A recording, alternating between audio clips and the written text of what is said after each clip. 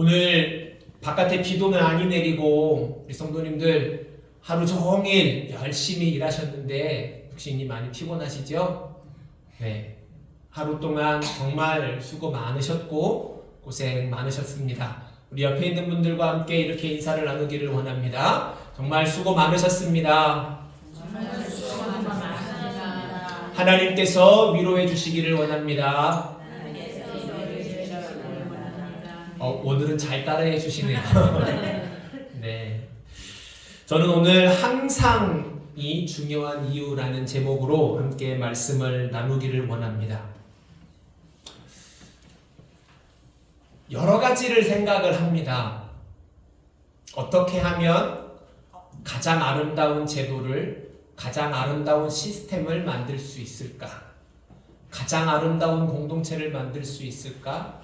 라고 생각을 합니다. 그런데 고민을 하고 또 기도하며 하나님 앞에 엎드려 간구를 하지만 항상 내리는 결과는, 내릴 수 있는 결론은 같아요. 그게 뭐냐면 이 세상에 완전한 것은 없다. 이 세상에 완전한 것은 없다. 우리가 무슨 선택을 하든, 우리가 어떤 시스템을 만들든, 어디에 속해 있든지 이 세상에 완전한 것은 없어요. 꼭 뭔가 하나가 빠져 있거나 이것만 있으면 완벽할 것 같은데 라는 생각이 들 만큼 모든 것에는 다 구멍이 있습니다. 가장 지혜로운 사람이 만들었다고 해도 이 세상에 모든 사람들을 가장 완벽하게 행복하게 만들 수 있는 시스템, 제도, 사상, 어떤 단체 존재할 수가 없다는 것이 결론입니다. 그래서 오늘 설교를 준비를 할 때도 제가 우리 성도님들과 세 가지를 나누려고 합니다. 세 가지를 나누려고 하는데 첫 번째, 두 번째가 우리로 하여금 이거는 완벽하지 않을 것 같은데, 완전하지 않을 것 같은데 하는 생각이 드실 수도 있을 것 같아요. 그러나 우리에게는 그것을 가장 아름답게 만드신 마지막 마스터 키가 있다는 것을 기억해 주시면서 함께 말씀을 나누었으면 좋겠습니다. 오늘 본문 말씀을 읽어보면요, 이게 우리가 신명기 6장에서 본 말씀과 너무나도 비슷하고 흡사합니다. 그렇죠? 항상 명령을 지키고 법을 떠나지 말고 항상 마음에 새기며 목에 매라. 이게 신명기 6장에 나와 있는 말씀이랑 거의 비슷한 패턴이잖아요. 저는 이 말씀에서 어떤 단어에다가 포인트를 맞췄냐면 항상이라는 단어에다가 포인트를 맞췄습니다. 우리 성도님들, 이 항상이라는 단어가 굉장히 중요한 단어라는 것들 아시죠? 굉장히 중요한 단어라는 것 아시죠? 이것이 왜 중요하냐면 우리로 하여금 무언가를 이룰 수 있게 만들어주기 때문입니다. 우리로 하여금 뭔가 부족한 부분들을 채울 수 있도록 만들어줄 수 있는 단어가 되기 때문에 그렇습니다. 저는 항상이라는 이 단어가 중요한 이유 세 가지를 우리 성도님들과 나누려고 하는데요. 첫 번째로 항상이 중요한 이유는 조금 생뚱맞을 수 있는데 우리의 신앙생활이 문화가 삶이 되어야 한다라고 생각하기 때문입니다. 같이 한번 해볼까요? 우리의 신앙생활이 문화가 삶이 되어야 한다. 저는 문화의 힘을 믿습니다. 삶의 힘을 믿습니다. 저는 삶이라는 단어보다도 문화라는 단어를 조금 더 선호하는 편인데 제가 굉장히 좋아하는 야구 선수가 있어요. 두산에 굉장히 좋아하는 야구 선수가 있는데 저희 아들이 다니는 야구단의 감독님의 후배예요. 후배라서 감독님한테 이야기를 했습니다. 감독님, 그 선수 너무 잘하는 것 같아요. 너무 좋은 것 같아요. 라고 이야기를 했는데 감독님이 저한테 이렇게 말씀해 주셨습니다. 그 친구 잘하죠. 그 친구는 성공할 것 같아요. 그런데 거기에서 좋은 사람만 만나면, 이상한 길로 빠지지만 않으면 그 친구는 성공할 것 같습니다. 라고 이야기를 해주셨어요. 그 말이 무슨 말인가 라고 생각을 해봤더니, 고등학교 때까지 야구를 엄청 잘해서 프로에 지명을 받아서 갔어요. 그런데 프로에 가면 이제 성인이 되는 거잖아요. 성인이 되는 거기 때문에 성인으로서 누릴 수 있는 것들이 엄청 많아집니다. 그리고 또 야구 선수라는 직업을 가지고 있기 때문에 물질적인 여유도 생겨요. 그렇다 보면 야구 선수로서의 그런 해야 할 것들, 야구 선수의 본분 이외의 것들에 자꾸 눈을 돌리게 됩니다. 그리고 이미 그것을 좋아하는 사람들이 있어요.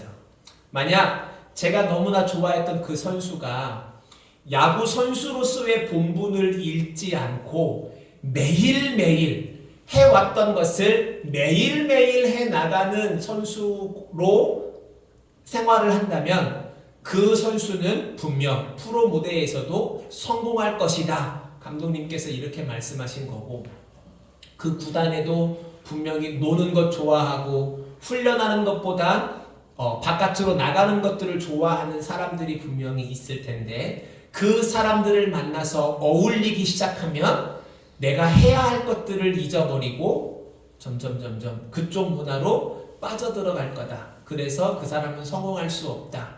요 두 가지를 말씀해 주신 거라고 저는 생각이 들었습니다. 저희 아들에게도 매일매일 훈련을 해야 된다라는 부분들을 가르쳐요. 그리고 루틴을 만들어 나가는 것들을 가르칩니다. 근데 정말로 하기 힘들어합니다. 정말 하기 힘들어해요. 왜? 그거 하면 힘들거든요. 그거 하면 피곤하거든요. 그거 하면 자기가 친구들이 주변에 있는데 친구들이랑 놀 수가 없거든요. 그런데 저는 100% 확신합니다. 놀 거 다 놀고 하고 싶은 거 다 하고 먹고 싶은 거 다 먹고 하면 절대 프로 선수가 될 수가 없어요. 이게 우리 신앙생활에도 마찬가지인 것 같습니다.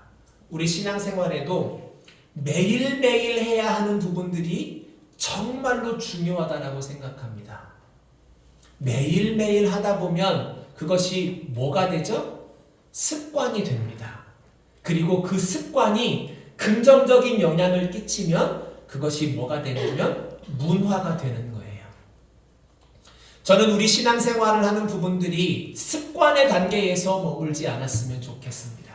내가 성경을 보는 것, 그리고 하나님 앞에 예배를 드리러 나오는 것, 그리고 찬양을 부르는 것, 그리고 내 옆에 있는 사람들에게 사랑한다라고 말하는 것이 우리에게 단순히 익숙함의 수준에서 머물지 않았으면 좋겠어요.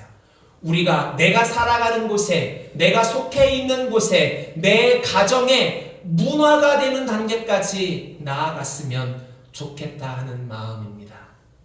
이스라엘 사람들의 모습을 보면요, 그 사람들은 어렸을 때부터 하나님의 말씀을 암송하는 것이 문화가 되었습니다. 안식일에 모든 일들을 스탑하고 온 가족이 함께 모이는 것이 더 이상 어색하지 않은 그런 문화가 만들어졌어요. 그 문화가 단번에 만들어진 것은 아닐지라도 그 문화가 그 사람들로 하여금 신앙생활을 바르게 하는데 굉장히 바른 길로 인도하고 있다. 저는 그렇게 생각합니다. 하나님 앞에 나와서 엎드려 기도하는 것이 우리 성도님들에게 행복하십니까? 하나님을 찬양하는 것이 우리 성도님들에게 행복하십니까? 하나님의 말씀을 읽는 것이 우리 성도님들에게 행복이십니까? 정말로요? 하나님의 말씀을 읽는 것이 행복이십니까? 그 행복함이 점점 쌓여갔으면 좋겠어요. 내가 하나님의 말씀을 읽을 때 내 얼굴에 행복감이 젖어들었으면 좋겠습니다. 내가 하나님을 예배할 때 내 얼굴에 행복이 젖어들었으면 좋겠습니다. 그리고 그것이 고스란히 우리 옆에 있는 성도님들에게 전해졌으면 좋겠고 내 가족들에게 그것이 전해졌으면 좋겠습니다. 저는 가장 잘하는 신앙생활을 어떻게 정의를 내리고 싶냐면요, 하지 않을 이유가 없는 상태로 정의를 내리고 싶어요. 가장 잘하는 신앙생활의 상태가 어떤 상태냐면 하지 않을 이유가 없는 상태. 내가 찬양하지 않을 이유가 없어요. 내가 하나님을 예배하지 않을 이유가 없어요.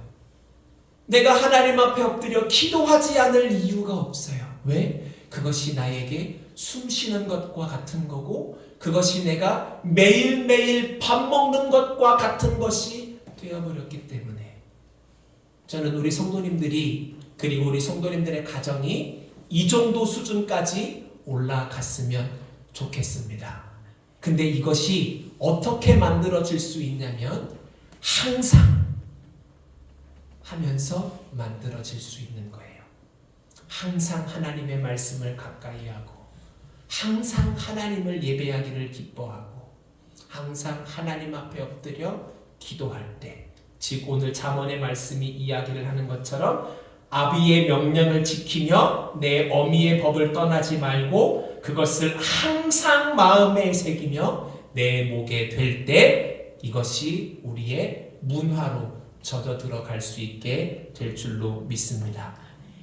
두 번째입니다. 두 번째 항상이 중요한 이유는 뭐냐면 우리를 유혹하여 넘어뜨리려 하는 것들이 강하기 때문입니다. 같이 한번 해볼까요? 우리를 유혹하여 넘어뜨리려 하는 것들이 강하다. 제가 지금 만든 이 명제에 우리 성도님들 동의가 되십니까? 네? 우리 성도님들에게 제가 말씀드린 이 문장에 우리 성도님들 동의가 되십니까? 24절의 말씀을 보면 이렇게 기록이 되어 있습니다.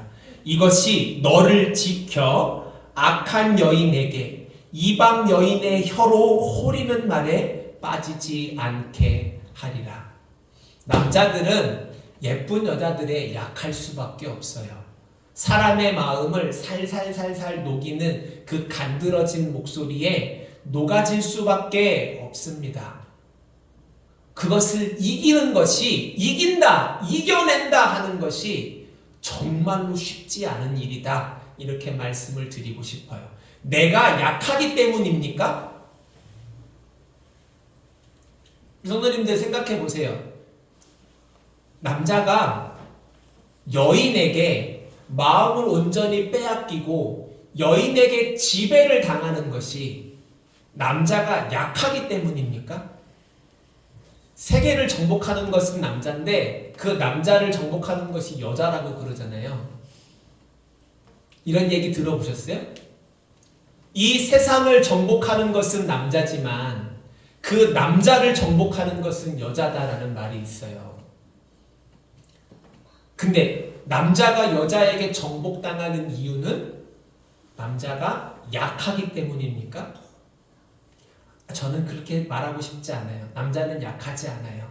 그런데 남자가 여자에게 정복당하는 이유는 여자가 남자에게 강하기 때문입니다.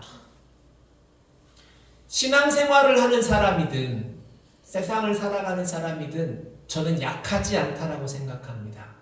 그런데 우리가 알고 있는 우리의 대적자 사탄 마귀는 우리의 약한 것을 알고 있어요. 그리고 우리의 약한 그 부분에 대해서 이 사탄 마귀는 강합니다. 우리가 이것을 잊어버리면 안 돼요. 우리가 전체적으로 약한가요? 그렇지 않아요. 그러나 많은 신앙인들이 넘어지는 이유는 아주 작은 것 하나에서, 나의 연약한 작은 부분 하나에서, 나는 열심히 기도하는 생활합니다. 나는 여전히 하나님의 말씀을 사랑하는 삶을 삽니다. 또한 옆에 있는 사람에게 사랑한다는 말을 많이 하면서 삽니다. 그럼에도 불구하고 그 신앙인이 넘어질 수 있다는 거예요. 왜? 내 안에 약한 부분들이 있기 때문에. 그리고 그 약한 부분들을 너무나 잘 공략할 수 있는 사단 마귀가 나의 약한 부분에 대해서 너무나 강하기 때문에 넘어질 수 있다는 겁니다. 내가 넘어지지 않으려면 이렇게 해야 돼요. 우리가 베드로전서 5장 8절 말씀을 한번 찾아보기를 원합니다. 베드로전서 5장 8절. 신약성경 382쪽입니다.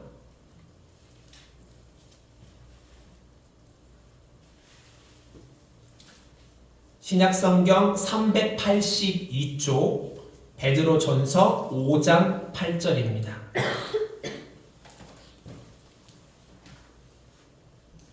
네, 같이 읽겠습니다. 시작. 근신하라 깨어라 너희 대적 마귀가 우는 사자같이 두루 다니며 삼킬 자를 찾나니.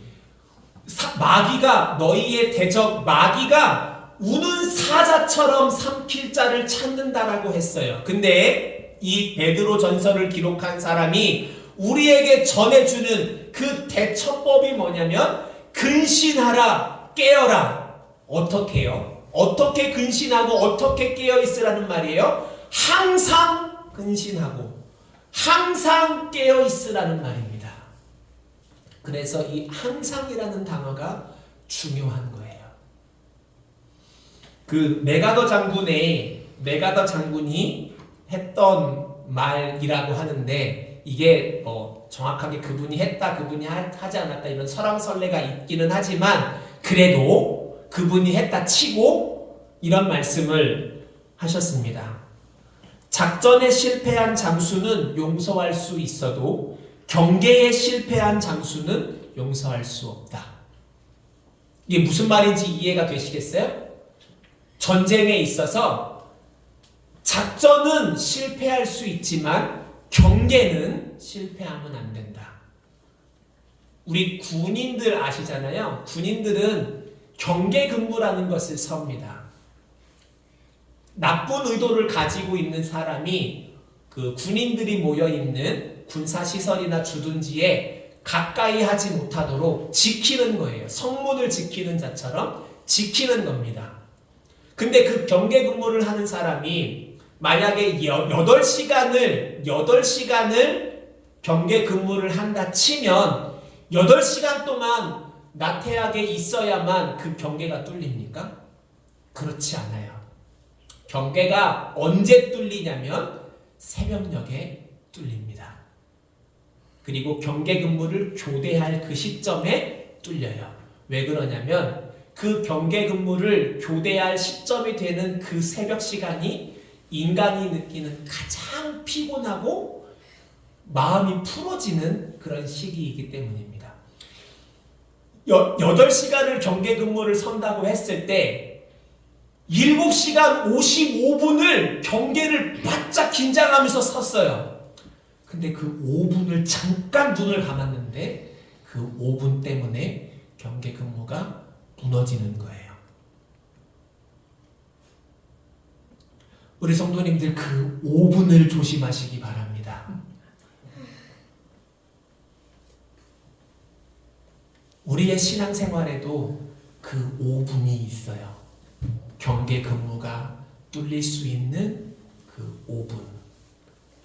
그 5분을 신경 쓰며 신앙생활하는 우리 성도님들 되시기를 바랍니다. 그래서 항상이라는 단어가 중요한 거예요. 항상. 자, 마지막 세 번째인데요. 항상이 중요한 이유는요. 성령의 내주하심은 항상이라는 단어와 연결되기 때문입니다.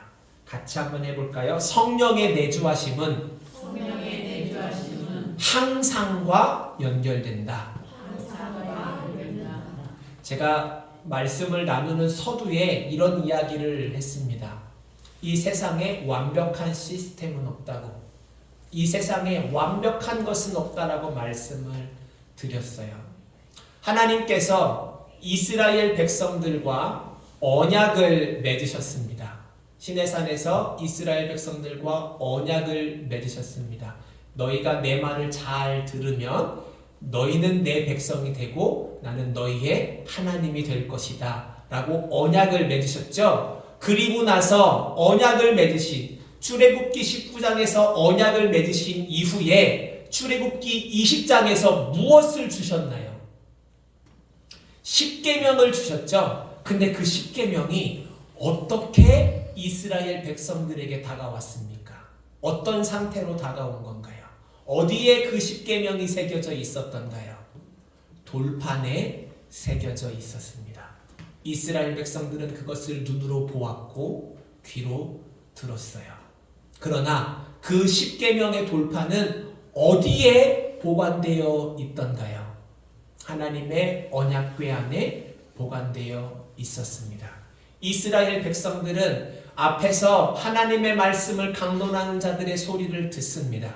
이 이스라엘을 이끌고 가는 민족의 지도자가 되는 이스라엘을 이끌고 가는 사람들에 의해서 하나님을 섬겨라, 하나님만 섬겨라 하는 강권하는 그런 메시지를 들으면서 살았습니다. 그들이 하나님의 메시지를 들을 때는 하나님을 향해서 마음을 쏟고 하나님께서 기뻐하시는 것들을 하면서 살지만, 그것이 이스라엘 가운데 하나님께서 만들어주신 시스템이고 이스라엘 백성들이 수백 년을 그렇게 살았기 때문에 그것이 그들의 문화가 되었지만 결국은 이스라엘은 무너지고 말았습니다.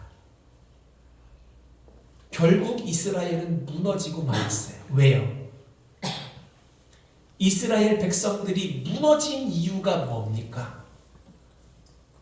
그들은 눈에 보이는 더 좋은 문화를 사모했기 때문에 그래요. 제가 처음에 하나님을 섬기는 것을 문화가 되게끔 해야 된다라고 말씀드렸죠. 그런데 이스라엘 백성들이 그렇게 살았단 말이에요. 그럼에도 불구하고 이 문화가 가져다 주는 맹점 때문에 이스라엘 백성들은 무너질 수밖에 없었습니다. 그들은 더 좋은 것을 추구했고 살기 위해서 몸부림쳤습니다. 하나님은 이스라엘이 그렇게 무너진 이유를, 그 원인을 어디에서 찾으셨냐면 하나님과 맺은 그 언약의 말씀이 바깥에 있었기 때문이다라고 하나님은 결론을 내리세요. 그리고 예레미야서 31장에 하나님은 이스라엘에게 이러한 해결책을 주십니다. 내가 너희와 새 언약을 맺겠다. 우리 한번 말씀을 찾아볼까요? 예레미야 31장입니다.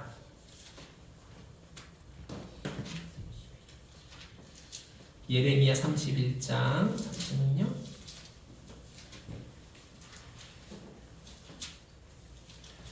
구약성경 1102페이지입니다. 1102페이지 예레미야 31장 31절부터 34절까지입니다. 1102페이지.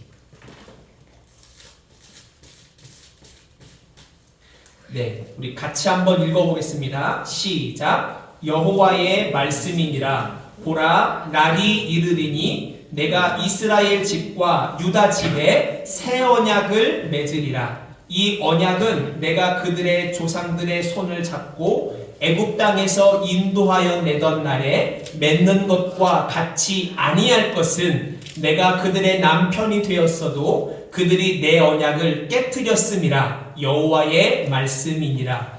그러나 그날 후에 내가 이스라엘 집과 맺을 언약은 이러하니 곧 내가 나의 법을 그들의 속에 두며 그들의 마음에 기록하여 나는 그들의 하나님이 되고 그들은 내 백성이 될 것이라. 여호와의 말씀이니라. 그들이 다시는 각기 이웃과 형제를 가르쳐 이르기를 너는 여호와를 알라 하지 아니하리니 이는 작은 자로부터 큰 자까지 다 나를 알기 때문이라. 내가 그들의 악행을 사하고 다시는 그 죄를 기억하지 아니하리라. 여호와의 말씀이니라. 아멘.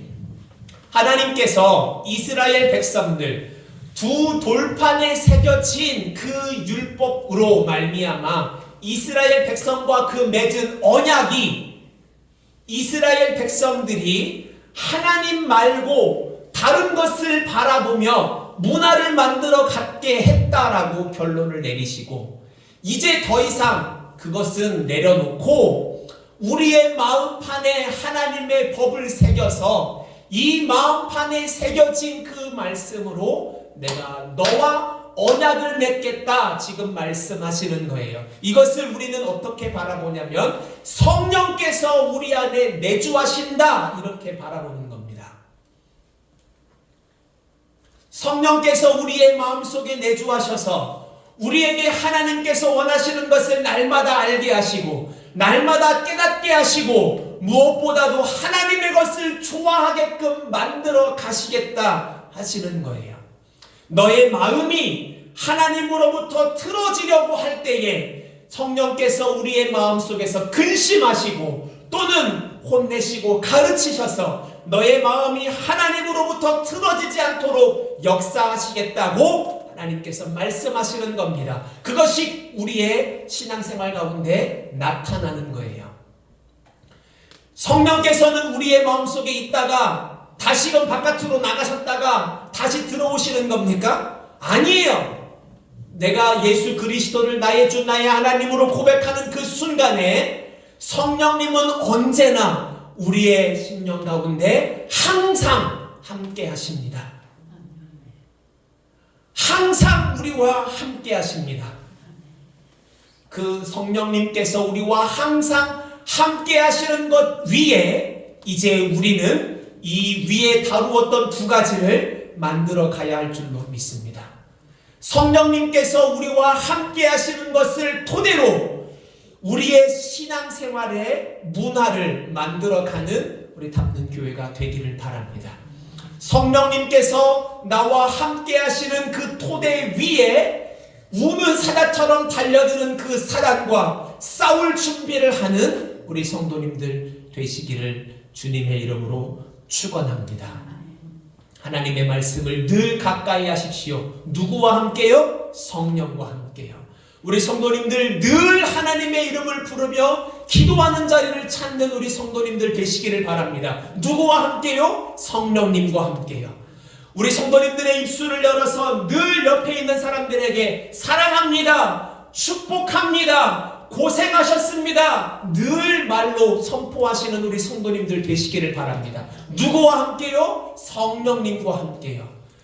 우리의 마음속에 그 5분의 틈을 막으려고 노력하시는 우리 성도님들 되시기를 바랍니다. 누구와 함께요? 성령님과 함께요. 우리의 마음의 주인은 누구십니까? 내 마음의 왕자는 누구십니까? 그리스도의 영이십니다. 그리스도이십니다. 아멘이시죠? 그것을 붙잡고 사시는 우리 성도님들 되시기를 주님의 이름으로 축원합니다. 이제 말씀을 마무리하겠습니다. 우리의 신앙생활은 바다 위에 떠 있는 배와 같아요. 바다가 잠잠하면 우리는 아무 일 없는 것처럼 편안하게 갈 수 있어요. 그러나 거센 바람이 불면 그 배는 어떻게 되죠?